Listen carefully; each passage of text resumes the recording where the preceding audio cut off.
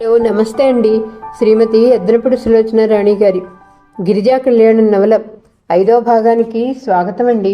రాజగోపాలరావు గారికి కమల సుస్థి సంగతి గుర్తొచ్చింది. గిరిజ, నువ్వు పడిన వేదన నాకు తెలుసమ్మా. ఒకరోజు నేను కూడా ఈ బాధ అనుభవించిన వాడినే. నువ్వు అదృష్టవంతురాలివి.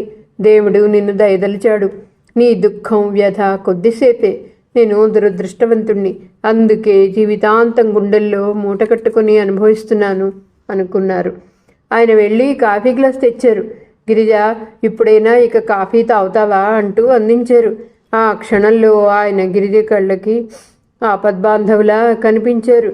దైవం ఎంత చిత్రంగా ఇద్దరిని కలిపాడు అనుకుంది. ఆయన వెళ్లే ముందు అన్నారు, గిరిజ, ఇక నువ్వు నిశ్చింతగా ఉండు. రవి ఆరోగ్యం కోలుకొని మీరు ఈ ఊరు నుంచి ఇద్దరూ వెళ్లే వరకు మీ బాధ్యత నాది. బాబుగారు, గిరిజ మాట్లాడలేకపోయింది. రాజగోపాలరావు గారు హాస్పిటల్ నుంచి తిరిగి వస్తుంటే ఆయనకు ఒక మంచి పని చేశాననే తృప్తి కలగసాగింది. 2 వారాల అనంతరం రాజగోపాలరావు గారు చేతి నిండా పుస్తకాలతో ఆ స్పెషల్ రూమ్లోకి వచ్చారు. రవి మంచం మీద దిళ్ళ కానుకొని కూర్చొని ఉన్నాడు. గిరిజ పక్కన కుర్చీలో కూర్చొని బత్తాయి తొనలు ఒలిచి తినిపిస్తోంది. ఆయన లోపలికి రాగానే గిరిజ లేచి నిలబడింది. రవి లేచి సరిగ్గా కూర్చున్నాడు. ఆయన వారించారు. కూర్చో కూర్చో, ఒంట్లో ఎలా ఉంది అని అడిగారు. నాకైతే బాగా కులాసాగా ఉంది. ఈ గదిలోంచి బయటికి వెళ్ళనిస్తే వీధుల్లో పరిగెత్తాలనుంది అన్నాడు రవి హుషారుగా. డాక్టర్ ఏమన్నాడు అని అడిగారు. 4 రోజుల్లో డిశ్చార్జ్ చేస్తామని చెప్పారు. గిరిజ జవాబు చెప్పింది. రాజగోపాలరావు గారు కూర్చున్నారు. ఈ 4 రోజులు బయటికెళ్ళి తిరిగి రావచ్చునని చెప్పారు అన్నాడు రవి. ఇంకేం అయితే ప్రోగ్రాం వేసేయండి. ఈ ఊరు మీరు చూడలేదుగా. రోజు సాయంత్రం వేళల్లో అలా బజార్లు తిప్పి తీసుకురమ్మని డ్రైవర్కి చెప్తాను. గిరిజ, నీకు ఏవేవో చూడాలనుందో చెప్పు. చీరల షాపుకు వెళ్తావా?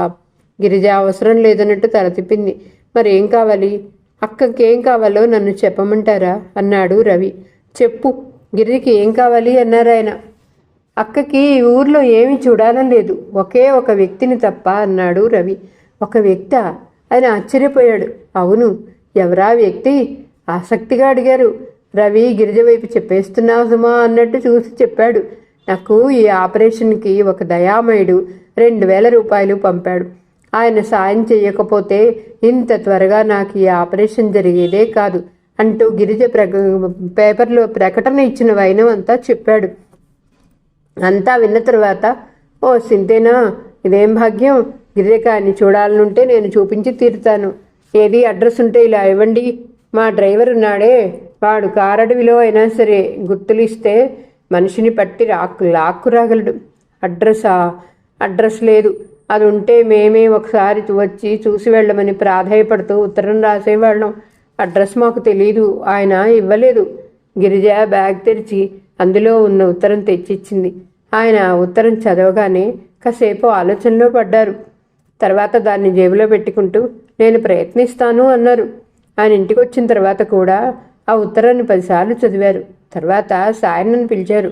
సాయన్న రాగానే, చందు పుట్టినరోజు నాడు 2000 రూపాయలు ఒక ప్రాణం నిలబెట్టడానికి దానం చేశాడని చెప్పావు.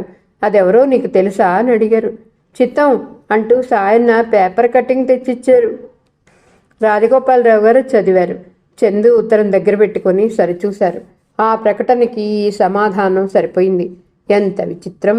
గిరిజ తమ్ముడి ప్రాణం చందు రక్షిస్తే గిరిజ అనుకోకుండా తనకి ప్రాణదానం చేసింది. పాపం, ఆ అమ్మాయికి తెలియదు కానీ చందు చేసిన సహాయానికి రుణం తీర్చేసింది. అయితే ఒక విధంగా చందుకి గిరిజ రుణపడితే మరో విధంగా చందు గిరిజకి కృతజ్ఞతలు చూపించాలన్నమాట. ఈ జీవితం చాలా చిత్రమైనది అనుకోని సంఘటనల ద్వారా మన వ్యక్తులను దగ్గరకు చేర్చి తమాషా చూస్తుంది. గిరిజకు గుర్తుకొస్తుంటే ఆయనకి అభిమానంగా అనిపించసాగింది. ఈ 2 వారాల్లో ఆ అమ్మాయిని శ్రద్ధగా పరిశీలించే అవకాశం కలిగింది. గిరిజలో ధైర్యం ఉంది, సహనం ఉంది, సాహసం ఉంది, నిరాడంబరత్వం ఉంది. అన్నిటికంటే ఎదుటివారిని ప్రేమించే అతి మంచి గుణం ఉంది. గిరిజ ఎంత గుండె నిబ్బరం, ఎంత పట్టుదల, ఆత్మవిశ్వాసం గల వ్యక్తో రవి ఆపరేషన్ విషయం గమనిస్తేనే అద్దంలో చూపినట్టు అర్థమవుతుంది. అదే మరో ఆడపిల్ల అయితే నిస్సహాయంగా ఏడుస్తూ కూర్చుని ఉండేదేమో. గిరిజ స్వభావంలో ఎలాంటి పరిస్థితి అయినా ఎదుర్కొనే మొండి ధైర్యం ఉంది అని సుస్పష్టంగా తెలుస్తోంది. తమ్ముడిని ఎంతగా అభిమానిస్తుంది. రాత్రింబవళ్ళు కంటికి రెప్పలా కాపాడి ఎలా సేవలు చేసింది. ధైర్యం, సాహసం, నిరాడంబరత్వం, సౌశీల్యం ఏ ఆడపిల్లకు ఉంటాయో ఆ అమ్మాయి మెట్టినిల్లు నందనవనం అవుతుంది. అక్కడ సుఖశాంతులు వెళ్ళి విరుస్తాయి, పరువు ప్రతిష్టలు గుబాళిస్తాయి. గిరిజన చేసుకోబోయే వ్యక్తి ఎవరో కానీ బంగారు పువ్వులతో పూజ చేసిన వాడై ఉండాలి. కమల కూడా అంతే. అన్ని బాధ్యతలు తనే తీసుకునేది. ఆ గుణం ఒకరు నేర్పితే రాదు. ఆయన సాయనని పిలిచారు. సాయన, రేపు సాయంత్రం మన ఇంటికి భోజనాలకి నాకు తెలిసిన వాళ్ళు వస్తున్నారు, చందుని కూడా ఉండమని చెప్పు అన్నారు. అలాగేనయ్యా అన్నాడు సాయన్న. రాత్రి చందు పడుకోబోతుండగా సాయన్న తాతగారు ఆర్డర్ వినిపించాడు. తెలిసిన వాళ్ళ అంటే ఎవరు? పుస్తకం తిరిగేస్తూ అడిగాడు చందు. ఏమో తెలియదు బాబు. పోనీ ముసలి వాళ్ళ, వయసు వాళ్ళ? అది తెలీదు. సరే, నేను ఉండాలంటే నాకు 1000 రూపాయలు కావాలి అని చెప్పు అన్నాడు. తాతయ్య తిడతారేమో సాయన్న సందేహించాడు. చందు కన్ను గిట్టాడు. ఏం తిట్టడు, తాతయ్య సంగతి నాకు తెలుసుగా. నేనేదైనా తన మాట వినాలనుకుంటే ముందు నేను పెట్టిన షరతులన్నీ ఒప్పుకుంటాడు. సాయన్న సరేనన్నట్టు తల ఊపాడు. ఇదిగో మళ్ళీ పిలిచాడు. భోజనానికి ఆ ప్లీడర్ గారు కూడా వస్తున్నారా? తెలియదు, కానీ ఆయనను పిలవకుండా తాతగారు ఉంటారా అని. చందు అవునన్నట్లు తల ఊపాడు. ఆయన పెద్ద బోర్ సాయన్న. తాతయ్యని సుఖపెట్టడం లేదు, పెళ్లి చేసుకోవటం లేదు అంటూ నాకు లెక్చర్లు దంచుతాడు. కొడుక్కి చేశాడుగా పెళ్ళి, అందరూ ఆ నరకం పడాలి అంటాడు. సాయన్న, ఆయనే గనుక భోజనాలకి వస్తే అస్తమా ఎక్కువయ్యే వంటలన్నీ చేయించు అన్నాడు. మీరు భలేవారు, తాతయ్య ఊరుకుంటారా? నన్ను దెబ్బంబడి కాశీకి రైలు ఎక్కిచ్చేస్తారు. అది నిజమే. ఆయన తాతయ్యకి ప్రాణమిత్రుడు కదా. వచ్చేవాళ్ళు ఎంత బోరెత్తిస్తారు. అబ్బా నరకం, పెళ్ళికిలా పడుకుంటూ అన్నాడు. నరకం అప్పుడప్పుడు తాతయ్య దగ్గర 1000 రూపాయలు లంచం పుచ్చుకొని మీరు భరిస్తూ ఉంటారు, సాయన్న నవ్వుతూ అన్నాడు. రాజగోపాలరావు గారు గిరిజని రవిని ఆ సాయంత్రం ఇంటి భోజనాన్ని పిలిచారు. మొదట గిరిజ ఒప్పుకోలేదు. ఎందుకు బాబుగారు, మనలో మనకి మర్యాదలు అవసరం లేదంది. ఎందుకేంటమ్మా, అసలు భోజనానికి ఎందుకు పిలుస్తారో తెలుసా? ఎందుకు పిలుస్తారట? కలిసి భోజనం చేస్తే ఒకరి పట్ల ఒకరికి ఆత్మీయత పెరుగుతుంది. అందుకే మన పెద్దవాళ్ళు పూజలు, వ్రతాలు, పుట్టినరోజులు, పెళ్ళిళ్ళు అంటూ అనేక అవసరాలు ఏర్పాటు చేశారు. మనకి భోజనం పెట్టినప్పుడే అవతల మనిషికి మన మీద ఎంత ఆత్మీయత ఉందో అర్థమవుతుంది. కాస్త ఆలోచిస్తే నీకు తెలుస్తుంది. కొంతమంది అన్నం అక్కడ పడేసినట్టు భోజనం పెడతారు. మరి కొంతమంది ఆప్యాయంగా దగ్గర కూర్చుకుని కబుర్లు చెప్తూ కసురి కసురి వడ్డించి తినిపిస్తారు. మనిషి ఏదైనా మర్చిపోగలడేమో కానీ తన దగ్గర కూర్చుని ఆత్మీయంగా అన్నం తినిపించిన మనిషిని జన్మలో మర్చిపోలేడు.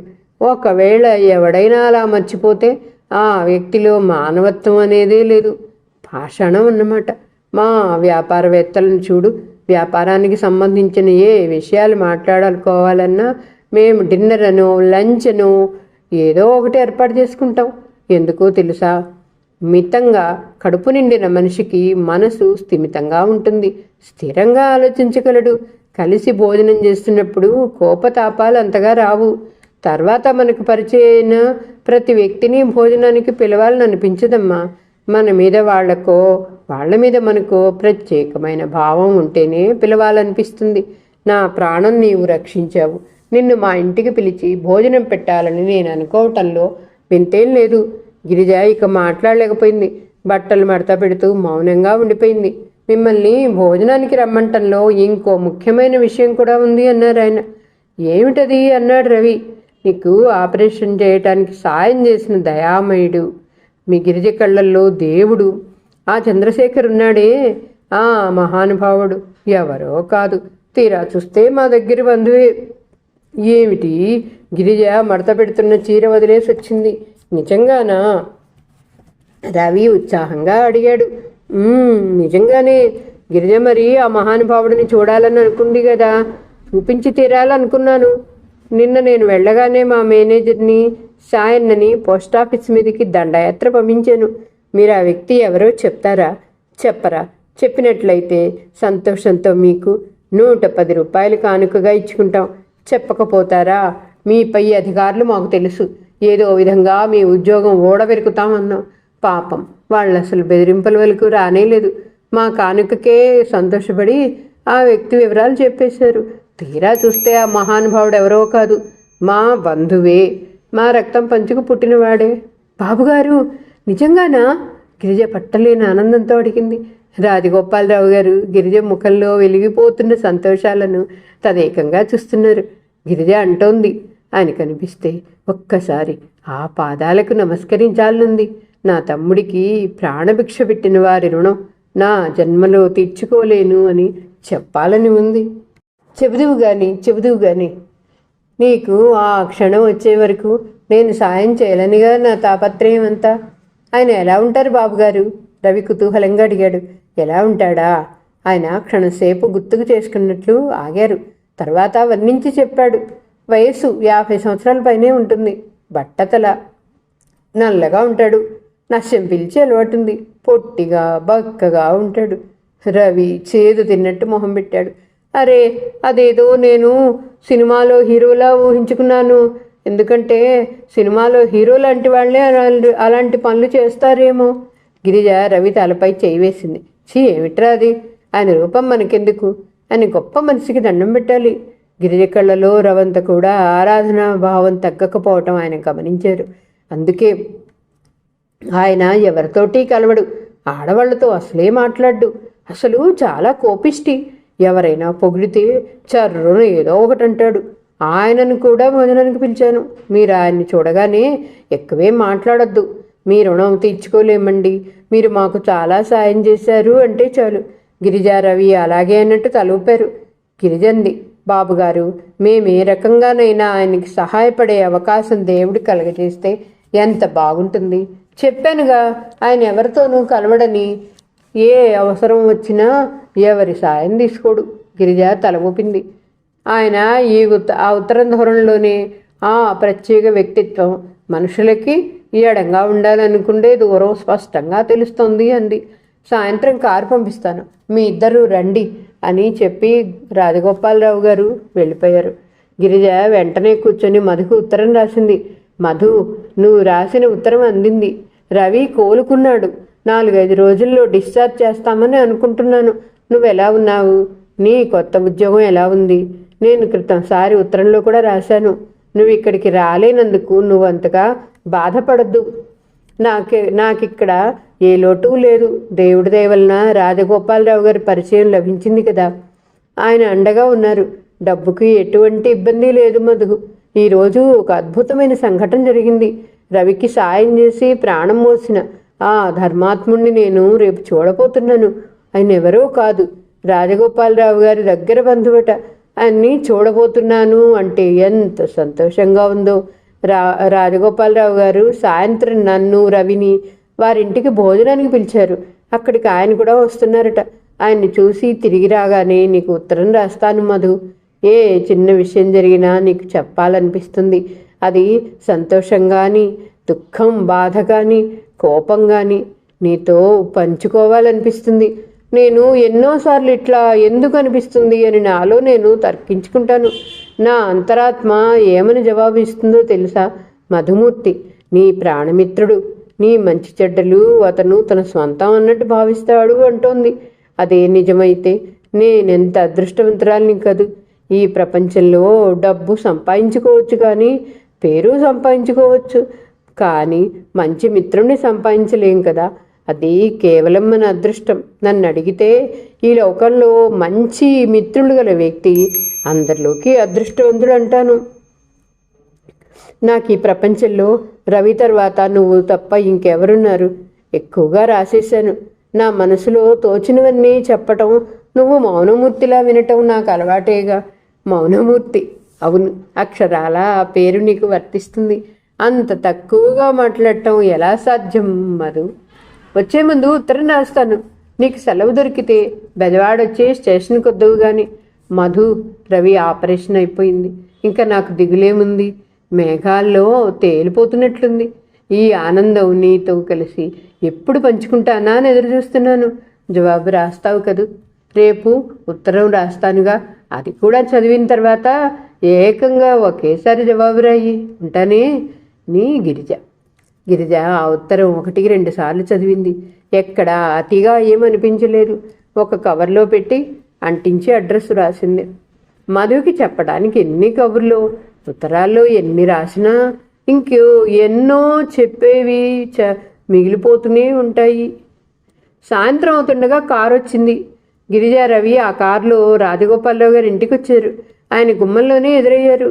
రామ్మ రా ఆహ్వానించి ఇంటికి తీసుకెళ్లారు. ఆ ఇంటిని, ఇంటి వైభవాన్ని, అలంకరణని చూసి గిరిజ, రవి విస్తుపోయారు.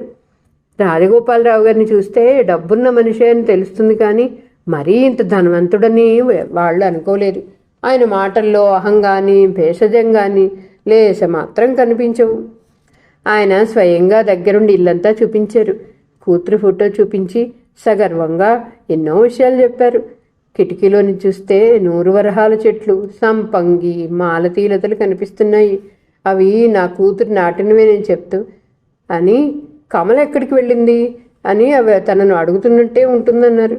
ఆయనకి కూతురంటే ఎంత ప్రాణమో ఆయన చెమర్చిన కళ్ళే తెలియచేస్తున్నాయి. ముగ్గురు మెట్లెక్కి పైకొచ్చారు.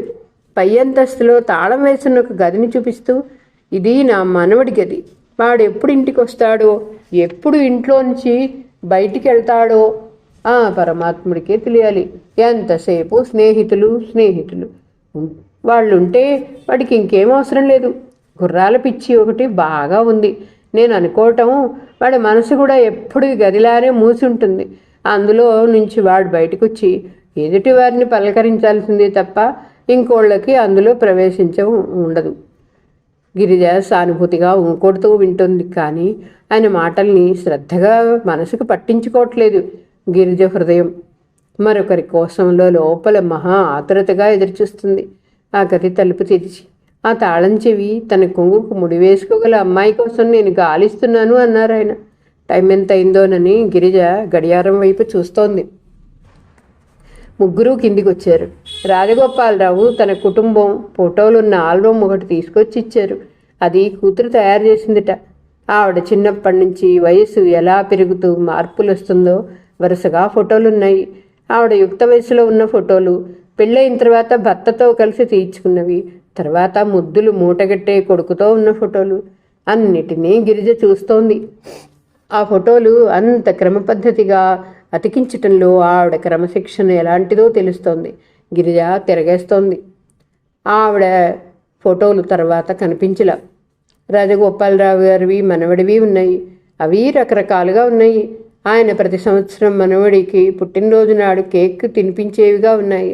గిరిజ ఆల్బమ్ పేజీలు తిప్పుతుంటే రాజగోపాలరావు గారు చెప్తున్నారు. ఇంతలోకి వాకిట్లో కారు వచ్చేగింది. అది రంగు వెలిసి పాత మోడల్గా ఉంది.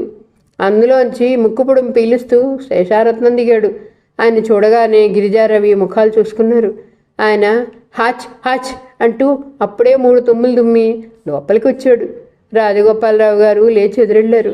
రారా, నీకోసమే ఎదురు చూస్తున్నాం అంటూ ఆయన్ని లోనికి తీసుకొచ్చారు. నేను చెప్పలేదు, వీళ్ళే గిరిజ తమ్ముడు రవి. అప్పటికే గిరిజ, రవి లేచి సగౌరవంగా నిలబడ్డారు. ఇద్దరు ఎంతో వినయంగా ఆయనకు నమస్కరించారు. కూర్చో, నేను ఇప్పుడే వస్తాను అంటూ రాజగోపాలరావు గారు లోపలికి వెళ్ళారు. శేషారత్నం కూర్చున్నాడు. గిరిజ, రవి కూడా కూర్చున్నారు. మీ మేలు జన్మలో మర్చిపోలేను అన్నాడు రవి. నా మేలా అన్నాడు శేషారత్నం. అవును, మీ అంత గొప్ప మనసు ఇంకెవరికీ ఉండదేమో. మా అక్కకి మీరంటే ప్రాణం. మీ పేరు తలవని రోజు లేదంటే నమ్మండి ఉత్సాహంగా చెప్పాడు. ఏమిటి? శేషారత్నం ఉక్కిరిబిక్కిరైపోయాడు. తను వీళ్ళకి ఎప్పుడు ఏ విధంగా సాయపడ్డానా అన్న మీమాంసలో పడ్డాడు. మేము మిమ్మల్ని కళ్ళారా చూస్తామని అనుకోలేదు. ఈ క్షణం మా ఇద్దరి జీవితంలో చాలా అపురూపమైంది డగ్గుత్తితో అన్నది గిరిజ. శేషారత్నం కళ్ళు రెపరెపలాడాయి. ఆ ఇద్దరి వంక అయోమయంగా చూడసాగాడు. మీలాంటి ధర్మాత్ములు 100కి 1 ఉంటే మా లాంటి పేదవాళ్ళకి ఎంతో సాయం చేకూరుతుంది అన్నాడు రవి. శేషారత్నం తనని తాను నిలవరించుకున్నాడు.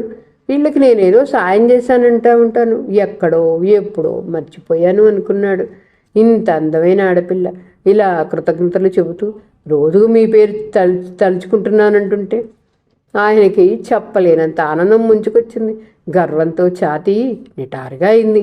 మీకు ఇలా కృతజ్ఞతలు చెప్పుకుంటుంటే ఇప్పుడు మాకెంతో హాయిగా ఉంది అంది గిరిజ. దానికేముంది, నేను లేచిన తర్వాత ఎంతమందికో సాయం చేస్తూ ఉంటాను, అలాగే మీకు చేసి ఉంటాను. అంత మాత్రానికే మీరు ఇంత పెద్ద మాటలు చెప్పాల్సిన పని లేదు. ఆఫ్టర్ ఆల్ మనిషిగా పుట్టింది ఎందుకుట, సాటివారికి సాయపడపోతే ఇతరులకు మేలు చేయని మనిషి మనిషే కాదు, పశువు కిందే జమ. మీరే ఆలోచించండి, పశువు తమ తోటి పశువులకి ఏం సాయం చేయగలదు? గిరిజా, రవి శ్రద్ధగా ఆయన మాటలు వింటున్నారు. ఇంతలో మేనేజర్ వచ్చాడు. అతను ఫోన్ తీసుకొచ్చాడు. మీకు ఫోన్ వచ్చిందండి అని చెప్పాడు. శేషారత్నం ఫోన్ అందుకని టీవీగా ఫోన్లోకి హలో శేషారత్న హియర్ అన్నాడు. ఆ పేరు వినగానే గిరిజా, రవి మొహాలు చూసుకున్నారు. ఆ ఫోను రాజమండ్రి నుండి ట్రంకాలు. హలో నమస్కారం అండి, నేనే శేషారత్నాన్నే మాట్లాడుతున్నాను. మీ కేసు సోమవారం హియరింగ్ ఉంది, మీరేం అధైర్యపడకండి, మనం గెలిచినట్టే. 25 ఎకరాల కొబ్బరి తోట ఇక మీదే అయిపోయింది అనుకోండి. శేషారత్నం కేసు చేపడితే ఓడిపోవటం అంటూ లేదండి అని అందరూ అనుకోవాలి. ఆయన అరుస్తూ చెబుతున్నాడు. అక్క, శేషారత్నం అంటాడేమిటే, ఈయన పేరు చంద్రశేఖరం కాదా అన్నాడు రహస్యంగా. ఏమోరా, అసలు పేరు ఇదేనేమో, అది పెట్టుకున్న పేరేమో. అలాగే, తమరికి సోమవారం రాత్రి ఫోన్ చేస్తాను. శేషారత్నం ఫోన్ పెట్టేశాడు. ఇంతలో పొట్టికోలోకి తెల్లటి ఫియట్ కార్ వచ్చింది. డోర్ తెరుచుకుని అందులో నుంచి తెల్లటి బట్టలతో ఒక యువకుడు దిగాడు. అతను చేసే ప్రతి పనిలోనూ ఒక విధమైన తొందర ఉన్నట్లుగా అతను కారులో నుంచి మెరుపులా దిగి త్వరగా హాల్లో కూర్చాడు. చకచక మెట్ల వైపు వెళ్ళపోతూ శేషారత్నాన్ని చూడగానే ఆగి హలో అంకుల్, ఆస్మా ఏమంటుంది అంటూ పలకరించాడు. అక్కడ సోఫాలో కూర్చుని ఉన్న అపరిచితుల మీద అతను దృష్టి పడగానే తటపటాయింపుగా చూస్తూ తాతయ్య ఎక్కడా అంటూ వెళ్ళబోయాడు. ఇదిగో ఇలా రా ఒకసారి, శేషారత్నం చెయ్యి ఊపి పిలిచాడు. మెట్లకి వెళ్ళబోతున్న చందు ఆగి ఆయన వద్దకొచ్చాడు. శేషారత్నం గిరిజను పరిచయం చేశాడు. చూడు, ఈ అమ్మాయి పేరు గిరిజ, ఇతను రవి, ఈ అమ్మాయికి తమ్ముడు. నాకు గుర్తులేదు, కానీ నేను ఎప్పుడో వీళ్ళకి సాయం చేశానుట అన్నాడు సగర్వంగా. చందు కనుబొమ్మలెత్తి ఆశ్చర్యం నటించాడు. అంకుల్, మీరా? సాయమా? అంటికి తెలిసే చేశారా లేక రహస్యంగానా? భార్య ప్రసక్తి రాగానే శేషారత్న మొహం చిన్నబోయింది. ఆవిడంటే నాకు భయం అనుకున్నావా? ఆయనకి గిరిజన్ చందును పరిచయం చేయబోయాడు. ఇతను రాజగోపాలరావు గారి ముద్దుల మనవడు, పేరు చంద్రశేఖర్. చంద్రశేఖరా? గిరిజారవి ఇద్దరూ అప్రయత్నంగా ఒకేసారి అనేశారు. అవును, మేమంతా చందు అని పిలుస్తాం. ఏమిటలా చూస్తున్నారు? ఆ పేరు వింటే మీకెందుకంత ఆశ్చర్యం కలుగుతోంది అంటూ ఆయన ఆరా తీశాడు. గిరిజారవి ఇద్దరూ ఒకళ్ళ మొహాలొకళ్ళు చూసుకున్నారు. ఇంతలో రాజగోపాలరావు గారు రానే వచ్చారు అక్కడికి. ఆయన మనవణ్ణి చూడగానే చందు, నువ్వు వచ్చావా? రావేమో అనుకున్నా. చూడు, ఈ అమ్మాయి ఎవరో తెలుసా? ఆ రోజు విజయవాడ ప్లాట్ఫామ్ మీద నా ప్రాణాలు రక్షించిన దేవత అని చెప్పానే, ఈ అమ్మాయే గిరిజ. చందు ఒకసారి గిరిజ వైపు ఆసక్తిగా చూశాడు. అతను వెంటనే 2 అడుగులు ముందుకు వేసి గిరిజకి అభిముఖంగా వచ్చాడు. తాతయ్య మీ గురించి అంతా చెప్పారు. Thank you very much. నేను మీకు చాలా రుణపడి ఉన్నాను. మీ మేలు జన్మలో మరవలేను అన్నాడు. రవి ఉండబట్టలేనట్టుగా శేషారత్నాన్ని అడిగాడు. మీకు శేషారత్నం పేరుగాక ఇంకో పేరేమైనా ఉన్నదా? నాకు ఇంకో పేరు పెట్టుకునే కర్మే ఉంది. శేషారత్నం మా అమ్మమ్మ పేరు. పెద్దయిన తర్వాత మార్చుకుందామని చూశాను, కానీ ఆ పేరు అచ్చొచ్చింది. BA ఫస్ట్ క్లాస్లో పాస్ అయ్యా. లాలో త్వరగా సీట్ వచ్చింది. ప్లీడర్ వృత్తి చేపట్టిన తర్వాత ఇక డబ్బుకి ఎన్నడూ తడుముటాట్లేదు. ఎందుకు అలా అడిగావు? ఏం లేదు, ఎందుకంటే రవి నసిగాడు. ఎందుకో నేను చెప్పనా? రాజగోపాలరావు గారు కల్పించుకున్నారు. రవికి వైద్య సహాయం కోసం గిరిజ పేపర్లో ఇచ్చిన ప్రకటనకి చంద్రశేఖర్ అనే ధర్మాత్ముడు 2000 రూపాయలకి డీడీ పంపించాడు అందుకని. అవునా గిరిజ? గిరిజ అవునన్నట్టు తలోపింది. ఏమిటి 2000 రూపాయలా? శేషారత్నం ఆశ్చర్యపోయాడు. రాజగోపాలరావు గారు మనవడి వంకే చూస్తున్నారు. అతని ముఖంలో గబగబా రంగులు మారాయి. ఏమిటి ఆ ప్రకటన ఇచ్చింది? అతను సందేహంగా గిరిజ వైపు చూశాడు.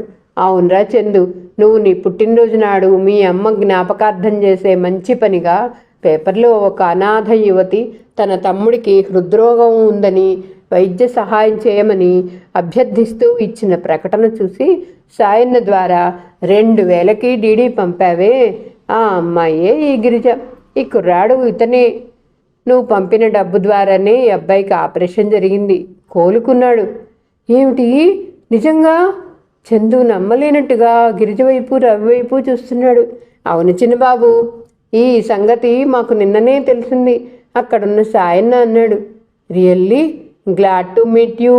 రవి చేయందుకుని కరచాలనం చేశాడు గిరిజని చూస్తూ. వాట్ ఏ వండర్ఫుల్ ఎక్స్పీరియన్స్ అన్నాడు. రాజగోపాలరావు గారు చెప్పేశారు. గిరిజ, నీ తమ్ముడికి సాయం చేసిన మహానుభావుడు వీడే. శేషుని తమాషా చేయటానికి వాడు అనిపించేలా మీకు చెప్పాను అన్నారు ఆయన. ఏరా, నువ్వు సాయం చేసినట్టే పోజు పెట్టేశావే. నేను లోపల కిటికీలో నుంచి నిన్ను చూస్తూనే ఉన్నాను. శేషారత్నం ముఖం మొదట వెలవెలా పోయినా తర్వాత నవ్వేశాడు. చందు శేషారత్నం వైపు చూశాడు. అంకుల్, ఏమిటి తనే చంద్రశేఖరిని చెప్పారా? నేను చెప్పలేదు, వాళ్లే అనుకున్నారు. ఆయన నసిగాడు. ఆయన మొహం చూడగానే చందు, ఇక్కడ సరిగ్గా ఈ సమయంలో ఆంటీ ఉండాల్సింది, ఈ జోక్ ఇంకా రక్తి కట్టేది అంటూ మొహం ఎత్తి బిగ్గరగా నవ్వసాగాడు.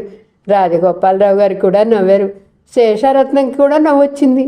సాయన్న ముసిముసిగా నవ్వుతుంటే మేనేజర్ పెదవులు బిగబట్టి చూశాడు. అందరి నవ్వులతో హాలు ప్రతిధ్వనించింది. కానీ గిరిజ నవ్వలేదు. ఇతన చంద్రశేఖర్. గిరిజకి మెరుపు దెబ్బ తిన్నట్లయింది. ఎన్నో రోజుల తర్వాత ఆ రాత్రి డైనింగ్ హాల్లో మళ్ళీ అన్ని లైట్లు వెలిగాయి. చందు ఎప్పుడూ ఇంట్లో భోంచేయడు. రాజగోపాలరావు గారు రాత్రిపూట ఒక చపాతీయో పండో తిని పాలు తాగుతారు. ఆయన ఒక్కరే కూర్చుని తినేటప్పుడు ఒక్క లైటే వేస్తారు నౌకర్లు. ఆయన పడక గదిలో తింటే ఆ లైట్ కూడా ఒక్కోసారి వెలగదు. ఇంటి నిండా వెలుతురున్న ఆ మనుష్యుల చీకట్లో బతుకుతున్నట్లే ఉంటుంది. రాజగోపాలరావు గారికి కుడివైపున చందు శేషారత్నం కూర్చున్నారు. ఎడమవైపు గిరిజారవి కూర్చున్నారు. భోజనం చేస్తున్నంతసేపు చందు శేషారత్నాన్ని తమాషా చేస్తూనే ఉన్నాడు. అంకుల్, మీ పెళ్ళైన కొత్తలో మీ అమ్మకి భార్యకి పడేది కాదని ఇద్దరూ పోట్లాడుకొని విడివిడిగా వంట చేసుకొని వారని చెప్పారు కదా మీరు. అప్పుడు భోజనం ఎవరి దగ్గర తినేవారు అని అడిగాడు. ఇద్దరి దగ్గర తినేవాడిని. ఇద్దరి దగ్గర? అది ఎలా సాధ్యం? ఎందుకు కాదు, వంటలు వేరైనా డైనింగ్ టేబుల్ ఒకటేగా. నేను భోజనానికి కూర్చునేవాడిని. మా అమ్మ తెచ్చి అన్నం కూర వడ్డిచ్చేది. నా భార్య పప్పు నెయ్యి వేసేది. అమ్మ పులిసేస్తే ఈవిడ పెరిగేసేది. మనుష్యులతో మాటలు లేకుండా క్రియలు జరిపించేలా చేయటంలో శేషారత్న అఖండుడురా చందు. ఒకే ఒక పాయింట్ చెబుతాడు, అది అమోఘంగా పనిచేస్తుంది. కోర్టులో కూడా నేను చాలాసార్లు చూశానుగా. అవతల వాళ్ళు గొంతు చించుకుని గంట సేపు వాదిస్తారు. వీడు ఒక్క పాయింట్తో ఆ వాదనంతా హుష్కాకి అన్నట్టు చేస్తాడు. మొత్తానికి అమోఘమైన బుర్రనుకో అన్నాడు రాజగోపాలరావు గారు. కానీ ఏం లాభం, మా ఆవిడ బుర్రని మరమ్మత్తు చేసే తెలివితేటలు లేకపోయినాయి అంటూ విచారం వెలిబుచ్చాడు ఆయన. అంకుల్, మీకు తెలీదా, భార్య ఎంత గయ్యాళి అయితే భర్త అంత తెలివిగలవాడవుతాట. సోక్రటీస్ సంగతి మీకు తెలీదా అన్నాడు చందు. మాట వినగానే ఒక్కసారి ఆ గదుల నిండా నవ్వుల జల్లులు కురవసాగాయి. శేషారత్నం అన్నాడు, ఇది వరకు నా భార్య లాంటి మనిషి ఈ ప్రపంచంలో ఇంకెవరూ ఉండరనుకునేవాడిని. మా సూరికి పెళ్లి చేసిన తర్వాత నా భార్యని మించిన మనుషులు ఉన్నారు సుమా అని తెలిసింది. ఏం చేస్తాం, భగవంతుడు ఒకవైపు వెలిగించి మరొక వైపు గాఢాంధకారం చేస్తాడు. ఆ వెలుగు చీకట్లలో ఊగిసలాడటమే మానవ జీవితం అవుతుంది. అంకుల్కి ఈ వేదాంతం అంతా ఎందుకో చెప్పనా, స్వీట్ వేయలేదని. సాయన్న, ఆ కలాకాన్ అంకుల్ వడ్డించు అన్నాడు. సాయన్న వడ్డించాడు. రాజగోపాలరావు గారు బాధగా చూశాడు. ఇప్పుడు ఇంటికి వెళ్ళి తెల్లవార్లు బాధపడతాడు, నాకు తెలుసు. బాధ ఆస్మా వచ్చినందుకు కాదు, నా భార్య చేత తిట్లు పడలేక. నేను ఇక్కడికి భోజనానికి వస్తుంటే సాయన్నకి ఫోన్ చేసి భోజనంలో ఏమేమి వడ్డించాలో ఆజ్ఞలు జారీ చేసింది. అవస్థ పడితే పడ్డాను లేరా. కలాకాన్ చాలా రుచిగా ఉంది. భగవంతుడు నాకు అన్నీ ఇచ్చి ఆరోగ్యం లేకుండా చేశాడు. నా జీవితాన్ని 2 రాక్షసులు పీక్కు తింటున్నాయి. ఒకటి నా భార్య, రెండోది ఆస్మా అన్నారు ఆయన. భోజనం చేస్తున్న చందు మధ్య మధ్యలో గిరిజ వైపు చూస్తున్నాడు. గిరిజ అతని వైపే చూస్తుంది. అతనికి ఆడపిల్లల చూపులు తన ముఖం మీద అతుక్కుపోయినట్లు నిలిచిపోవటం బాగా అలవాటే. కానీ గిరిజ చూపులు పూర్తిగా వేరుగా ఉన్నాయి. వాటిల్లో ఆత్మీయత తప్ప వ్యామోహం లేదు. అభిమానం తొణికిసలాడుతుందే కానీ ఆకర్షించుకోవాలనే తాపత్రయమే లేదు. ఆ కళ్ళలో దాపరికం లేకుండా స్పష్టంగా కనిపిస్తున్న ఆరాధన, ఆత్మీయత అయస్కాంతంలా మారి అతన్ని క్షణంసేపు గిరిజ వైపే తదేకంగా చూసేలా ఆకట్టుకుంటుంది. రాజగోపాలరావు గారు భోంచేస్తూనే శేషారత్నంతో మాట్లాడుతూనే ఉన్నా ఆ ఇద్దరిని గమనిస్తూనే ఉన్నారు. మేనేజర్ ఫోన్ తెచ్చిచ్చాడు. చందుకి ఫోన్ వచ్చింది. హలో, ఏమిటి? క్లబ్ నుండా? ఓకే ఓకే, నేను అక్కడికే త్వరగా వచ్చేస్తాను, బాయ్ అని పెట్టేశాడు. తర్వాత త్వరగా భోంచేసేసాడు. తాతయ్య, రమేష్ వాళ్ళు క్లబ్కి రమ్మంటున్నారు. ఇవాళ పార్టీ ఏదో ఉందిట, నేను వెళ్తున్నా అంటూనే లేచాడు. Good night uncle, good night everybody గబగబా చెప్పేసి అతను వెళ్ళిపోయాడు. మరో నిమిషంలో వాకిట్లో కారు బయలుదేరి వెళ్ళిపోయిన శబ్దం వినిపించింది. సందడంతా చందుతోనే వెళ్ళిపోయినట్లుగా అక్కడ నిశ్శబ్దం ఏర్పడింది. ఇది రా వరుస అన్నారు రాజగోపాలరావు గారు. శేషారత్నం చూశాను అన్నట్టు తలగొప్పాడు. దయ్యాల బారి నుండి వాడిని రక్షించే ఉపాయం చెప్పరా శేషు. శేషారత్నం కాసేపు దీర్ఘంగా ఆలోచించి దానికి ఒక్కటే మార్గం, పెళ్ళి అన్నారు. పెళ్ళంటే వాడికి భయం. పెళ్ళాం పిల్లలు పెద్ద బోర్ అంటాడు. ఎట్లాగో అట్లా నువ్వు వాడిని పెళ్లిలోకి తోసేయాలి. ఏం ప్రయోజనం? ఆ సంసారం చక్కగా ఉండాలిగా. ఆ రాక్షసుల సంసారాన్ని విచ్ఛిన్నం చేయకుండా ఉంటారంటావా? ఆయన అది కూడా పాయింటే అన్నట్టుగా తల ఊపాడు. ఆ రాక్షసులతో తలపడి చందుని దక్కించుకునే సామర్థ్యం గల అమ్మాయిని చూసి నువ్వు చెయ్యాలి. అలాంటి అమ్మాయి కావాలంటే చందు మీద ముందు ఆ అమ్మాయికి విపరీతమైన ప్రేమ ఉండాలి. అప్పుడు కానీ అది సాధ్యం కాదు. ఈ రెండు జరిగే పని కాదు అనిపిస్తోంది నాకు. ప్రయత్నం చేయకుండా ఫలితాలు మనమే ఊహించకూడదన్నాడు శేషారత్న. వాళ్ళిద్దరూ ఒక్క నిమిషం అక్కడ గిరిజారవి ఉన్నారని వాళ్ళ ఉనికి మర్చిపోయినట్లుగా చందు విషయం మాట్లాడుకున్నారు. ఈరోజు కథ ఇంతటితో సమాప్తమండి. మరలా తర్వాయి భాగంతో కలుద్దాం. నా కథ మీకు నచ్చితే like, share, subscribe and comment. ఉంటానండి. పద్మావతి చావలి.